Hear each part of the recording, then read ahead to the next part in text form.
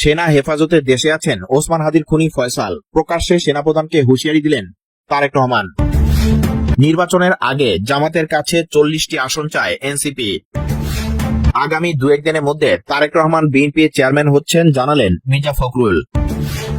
নির্বাচনী ব্যয় মেটাতে ঋণ করবেন ব্যারিস্টার রুমিন ফারহানা। বিজয়ী হলে শরিকদের নিয়ে জাতীয় সরকার গঠন করবে বিএনপি জানালেন মির্জা ফখরুল। এতক্ষণে শুনছিলেন সংবাদ শিরোনাম, এবার বিস্তারিত। সাবেক সেনা সদস্য ওসমান হাদি হত্যাকাণ্ড এবং এর প্রধান অভিযুক্ত ফয়সালের বর্তমান অবস্থান নিয়ে দেশের রাজনৈতিক অঙ্গনে নতুন করে উত্তেজনা ছড়িয়ে পড়েছে। বিএনপি চেয়ারপারসন তারেক রহমানের সাম্প্রতিক এক বক্তব্যের পর এই বিতর্ক এক ভিন্ন মাত্রা পেয়েছে, যেখানে তিনি সরাসরি সেনাপ্রধান জেনারেল ওয়াকারুজ্জামানকে উদ্দেশ্য করে কড়া বার্তা দিয়েছেন। দীর্ঘদিন ধরে আত্মগোপনে থাকা ওসমান হাদি হত্যাকাণ্ডের মূল অভিযুক্ত ফয়সাল বর্তমানে কোথায় আছেন তা নিয়ে জনমনের নানা প্রশ্ন ছিল। তবে সাম্প্রতিক কিছু গোয়েন্দা সূত্র এবং রাজনৈতিক মহলের দাবি অনুযায়ী ফয়সাল বর্তমানে বাংলাদেশে রয়েছেন এবং তিনি দেশের একটি নিরাপদ স্থানে সেনা হেফাজতে আছেন। যদিও সরকারের পক্ষ থেকে বা আন্তঃবাহিনী জনসংযোগ পরিদপ্তর আইএসপিআর থেকে এখন পর্যন্ত এই বিষয়ে কোনো আনুষ্ঠানিক স্বীকৃতি বা বিবৃতি দেওয়া হয়নি। রাজনৈতিক বিশেষজ্ঞদের মতে, যদি ফয়সাল সত্যিই সেনা হেফাজতে থেকে থাকে তবে তাকে কেন জনসম্মুখে আনা হচ্ছে না বা আদালতের কাছে সোপর্দ করা হচ্ছে না তা নিয়ে ধোঁয়াশা সৃষ্টি হওয়া স্বাভাবিক। এই অস্পষ্টতাই বিরোধী দলগুলোর জন্য সমালোচনার বড় সুযোগ তৈরি করে দিয়েছে। লন্ডন থেকে ভার্চুয়ালি যুক্ত হয়ে এক বিশেষ সভায় বিএনপি চেয়ারপারসন তারেক রহমান এ বিষয়ে অত্যন্ত কঠোর অবস্থান ব্যক্ত করেন। তিনি তার বক্তব্যে সরাসরি সেনাপ্রধান জেনারেল ওয়াকারুজ্জামানকে উদ্দেশ্য করে বলেন, জনগণ জানতে চায় খুনি ফয়সাল কোথায়। যদি তাকে রক্ষা করার চেষ্টা করা হয় তবে তার দায়ভার সেনাবাহিনী প্রধান হিসেবে আপনাকে নিতে হবে। তারেক রহমান আরো অভিযোগ করেন যে একটি নির্দিষ্ট মহলকে তুষ্ট করতে এবং প্রকৃত সত্য ধামাচাপা দিতে খুনিদের আড়াল করা হচ্ছে। তিনি স্পষ্টভাবে হুঁশিয়ারি দেন যে দেশের আইন সবার জন্য সমান এবং বিচারহীনতার এই সংস্কৃতি চলতে থাকলে জনগণ রাজপথে তার জবাব দিবে। তার এই বক্তব্য সামাজিক যোগাযোগ মাধ্যমে দ্রুত ছড়িয়ে পড়ে এবং রাজনৈতিক মহলে তোলপাড় সৃষ্টি করে। সাংবাদিক ও মানবাধিকার কর্মীদের মতে, ওসমান হাদি হত্যাকাণ্ডটি ছিল অত্যন্ত স্পর্শকাতর। এই মামলার স্বচ্ছ বিচার নিশ্চিত করা রাষ্ট্রের দায়িত্ব। ফয়সাল যদি সত্যি আটক হয়ে থাকে তবে তাকে দ্রুত বিচার প্রক্রিয়ায় আওতায় আনা জরুরি। কোনো ব্যক্তির অপরাধের দায় কোনো প্রতিষ্ঠানের উপর আসা উচিত নয়। একজন জ্যেষ্ঠ সাংবাদিকের মতে, তারেক রহমানের এই হুঁশিয়ারি মূলত একটি রাজনৈতিক কৌশল হতে পারে, যাতে আইনশৃঙ্খলা রক্ষাকারী বাহিনী ও প্রশাসনের উপর চাপ সৃষ্টি করা যায়। তবে একই সাথে অভিযুক্তের অবস্থান নিয়ে লুকোচুরি জনগণের মধ্যে আস্থার সংকট তৈরি করে। এদিকে প্রশাসনের উচ্চ পর্যায় থেকে ফয়সালের অবস্থান নিয়ে কোনো স্পষ্ট তথ্য না পাওয়ায় সাধারণ মানুষের মধ্যে বিভ্রান্তি বাড়ছে। গুঞ্জন উঠেছে যে ফয়সালের কাছে এমন কিছু তথ্য থাকতে পারে যা প্রকাশিত হলে অনেক ক্ষমতাধর ব্যক্তির নাম সামনে চলে আসতে পারে। আর এই কারণে কি তাকে সেফ কাস্টডিতে রাখা হয়েছে, এই প্রশ্নটি এখন টক অফ দ্য কান্ট্রি। বিএনপির পক্ষ থেকে জানানো হয়েছে তারা এই বিষয়টি নিয়ে আন্তর্জাতিক মানবাধিকার সংস্থাগুলোর দ্বারস্থ হওয়ার পরিকল্পনা করছে। দলের শীর্ষ নেতাদের দাবি, বর্তমান সরকার ও প্রশাসনের একাংশ যোগসাজশ করে অপরাধীদের রক্ষা করছে। ওসমান হাদি হত্যাকাণ্ডের বিচার এবং ফয়সালের অবস্থান নিয়ে সৃষ্ট এই বিতর্ক দেশের রাজনীতিতে নতুন মেরুকরণ তৈরি করতে পারে। একদিকে তারেক রহমানের সরাসরি হুঁশিয়ারি, অন্যদিকে প্রশাসনের রহস্যজনক নীরবতা। সব মিলিয়ে পরিস্থিতি কোন দিকে মোড় নেয় তা সময় বলে দেবে। তবে সাধারণ মানুষের প্রত্যাশা, আইনের শাসন সমুন্নত রেখে প্রকৃত অপরাধীদের বিচারের মুখোমুখি করা হবে। জামাত ইসলামের নেতৃত্বাধীন জোট জাতীয় নাগরিক পার্টিকে এ পর্যন্ত 29টি সংসদীয় আসন দিয়েছে। তবে এনসিপির দাবি, এসব আসনের অন্তত 21টিতে এখনো জোটভুক্ত অন্য দলগুলোর প্রার্থীরা নির্বাচন থেকে সরে দাঁড়াননি। এনসিপির প্রার্থীদের সুযোগ দিতে ইতিমধ্যে 8টি আসনে জোটের শরিক দলগুলো তাদের প্রার্থী প্রত্যাহার করেছে। পাশাপাশি আরো বেশি আসন পেতে জামাতের সঙ্গে আলোচনা চালিয়ে যাচ্ছে এনসিপি। এনসিপির যুগ্ম আহ্বায়ক সারওয়ার তুষার বলেন, আমরা 35 থেকে 40টি আসনের জন্য আলোচনা করছি।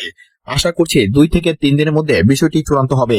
নাম প্রকাশ না করার শর্তে দ্য ডেইলি স্টারকে এনসিপির এক জ্যেষ্ঠ নেতা বলেন, ইসলামী আন্দোলন বাংলাদেশ জোটে থাকবে কিনা তার উপর চূড়ান্ত আসন সংখ্যা নির্ভর করবে। তিনি বলেন, চরমোনাই যদি জোটে না থাকে তাহলে আমরা প্রায় 40টি আসনে নির্বাচন করব। আলোচনা এখনো চলছে। আশা করছি 19 জানুয়ারির আগেই আমাদের নির্বাচন বরাদ্দ চূড়ান্ত হবে। এদিকে এনসিপি সূত্র জানায়, তাদের নিশ্চিত প্রার্থী তালিকায় জুলাইয়ের অভ্যুত্থানে সক্রিয় ভূমিকা রাখা একাধিক ছাত্রনেতার পাশাপাশি দলীয় সংগঠক ও পেশাজীবীরাও রয়েছে। আগামী 2-1 দিনের মধ্যে তারেক রহমান বিএনপি চেয়ারম্যান হচ্ছেন বলে জানিয়েছে দলটির মহাসচিব মির্জা ফখরুল ইসলাম আলমগীর। তিনি বলেন, এখন ভারপ্রাপ্ত চেয়ারম্যান, কিন্তু আমার মনে হয় 2-1 দিনের মধ্যে আমরা তাকে চেয়ারম্যান করতে পারবো। কারণ অলরেডি আমাদের দেশনেত্রী চেয়ারপারসন খালেদা জিয়া আমাদের ছেড়ে চলে গেছেন। সেই জায়গা আমাদেরকে অবশ্যই পূরণ করতে হবে। বিএনপি মহাসচিব বলেন, আমাদের দেশনেত্রী খালেদা জিয়া যেভাবে সিলেট থেকে নির্বাচনী প্রচারণা শুরু করতেন, আমরা আশা করি এবারও তা হবে। আমাদের প্রত্যাশা, সকলের প্রত্যাশা, তিনি সিলেট থেকে নির্বাচনী প্রচারণা শুরু করবেন। দেশের সাম্প্রতিক পরিস্থিতিতে বিএনপি প্রার্থীদের নিরাপত্তা প্রসঙ্গে এক প্রশ্নের জবাবে মির্জা ফখরুল ইসলাম আলমগীর বলেন, আমাদের প্রার্থীরা নিজেরা অত্যন্ত সচেতন ও সজাগ এবং তারা নিজেদের নিরাপত্তা নিজেরাই যতটুকু পারেন চেষ্টা করছেন। আমি বিশ্বাস করি যে এ ধরনের ঘটনা ঘটবে না। নির্বাচনের সংখ্যাগরিষ্ঠ আসনে জয় পেলে বিএনপি সর্বদলীয় সরকার গঠন করবে কিনা এমন প্রশ্নের জবাবে বিএনপির মহাসচিব বলেন, সর্বদলীয় নয়। আমাদের একটি ঘোষণা আছে যে আমরা যাদের সঙ্গে যুগপৎ আন্দোলন করেছি তাদের নিয়ে জাতীয় সরকার গঠন করব, কিন্তু এটা সর্বদলীয় নয়। মির্জা ফখরুল ইসলাম আলমগীর বলেন, দুর্ভাগ্যজনকভাবে আমাদের দেশে কিছুদিন থেকে অন্তর্বর্তী সরকার আসার পর থেকে এক বছরে একটি কালচার হয়েছে যেটা মব ভায়োলেন্স, মবক্রেসি, যেটা গণতন্ত্রকে একেবারে ধ্বংস করে দিচ্ছে। এখান থেকে সচেতনভাবে সবাইকে এগিয়ে আসতে হবে এবং সবাইকে প্রতিরোধ গড়ে তুলতে হবে।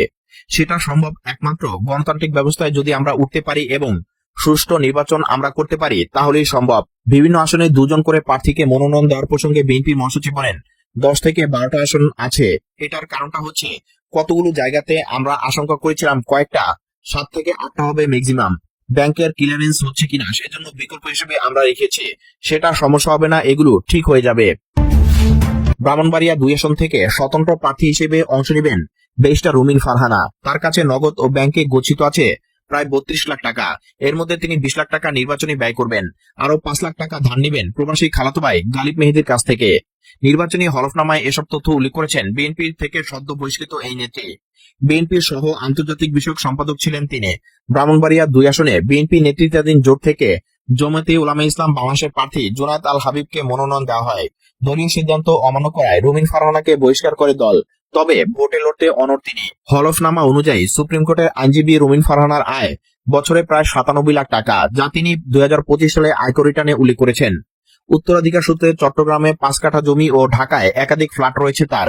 বারেট ল করা রুমিন ফারহানা রয়েছে 10 ভরি স্বর্ণ। 2019 ও 2025 সালে জমা দেওয়া দুটি হলফনামা তুলনা করলে দেখা যায় এই সময় তার বার্ষিক আয় বেড়েছে 22 গুণের বেশি।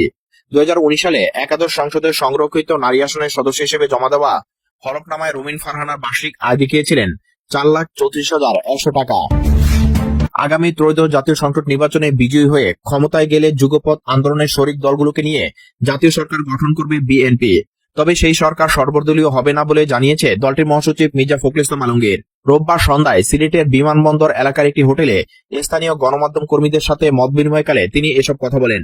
মির্জা ফখরুল বলেন, বিএনপি জনমতের উপর বিশ্বাসী। নির্বাচনে জয়লাভ করলে আমরা একা সরকার গঠন করব না, বরং যারা আমাদের সাথে দীর্ঘ সময় রাজপথে যুগপৎ আন্দোলন করেছে তাদের নিয়েই একটি জাতীয় সরকার গঠন করা হবে। তবে এটি কোনো সর্বদলীয় সরকার হবে না। দলের শীর্ষ নেতৃত্ব প্রসঙ্গে একটি বড় ঘোষণা দিয়ে মহাসচিব বলেন, ভারপ্রাপ্ত চেয়ারম্যান তারেক রহমানকে 2-1 দিনের মধ্যে দলের চেয়ারপারসন পদে অধিষ্ঠিত করা হবে। দীর্ঘ সময় পর তারেক রহমানের পূর্ণাঙ্গ নেতৃত্বে ফেরার বিষয়টি দলীয় নেতা কর্মীদের মাঝে নতুন প্রাণ চাঞ্চল্যের সৃষ্টি করবে বলে মনে করা হচ্ছে। নির্বাচন প্রসঙ্গে বিএনপি মহাসচিব বলেন, আসন্ন এই নির্বাচন জাতির জন্য এক বিশাল পরীক্ষা। দীর্ঘ সময় পর মানুষ তাদের হারানো ভোটাধিকার ফিরে পেয়েছে। তিনি বলেন, নির্বাচন নিয়ে মিডিয়া নানা আশঙ্কার কথা বলেও বিএনপি কোনো শঙ্কা বোধ করছে না। আমরা প্রথম থেকে নির্বাচন চেয়েছি এবং জনগণের অংশগ্রহণে একটি সুষ্ঠু ভোট হবে বলে আমরা আশাবাদী। দেশের সাম্প্রতিক মব ভায়োলেন্স বা মবক্রেসি নিয়ে গভীর উদ্বেগ প্রকাশ করেন মির্জা ফখরুল। তিনি বলেন, অন্তর্বর্তী সরকার আসার পর দেশে মবক্রেসির একটি নতুন কালচার দেখা যাচ্ছে, যা গণতন্ত্রের জন্য অশনি সংকেত। এটি গণতন্ত্রকে ধ্বংস করে দেয়। আমাদের এই প্রবণতা থেকে বেরিয়ে আসতে হবে। রাজনৈতিক দলগুলোর প্রতি আহ্বান জানিয়ে মির্জা ফখরুল বলেন, গণতন্ত্র একদিনে প্রতিষ্ঠিত হয় না, তবে আজ যে সুযোগ এসেছে তা আমাদের কাজে লাগাতে হবে। আসুন সবাই মিলে একটি গণতান্ত্রিক সংসদ ও সংস্কৃতি গড়ে তুলি।